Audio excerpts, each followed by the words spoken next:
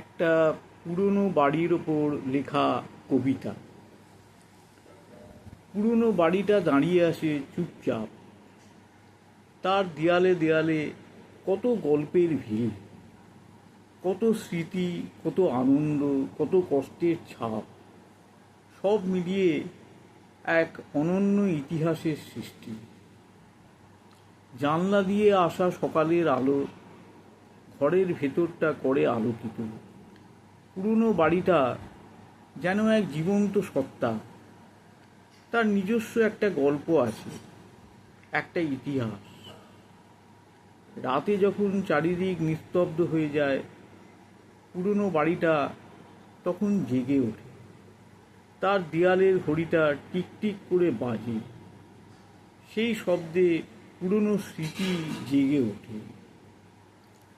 পুরনো বাড়িটা এক সাক্ষী হয়ে দাঁড়িয়ে আছে।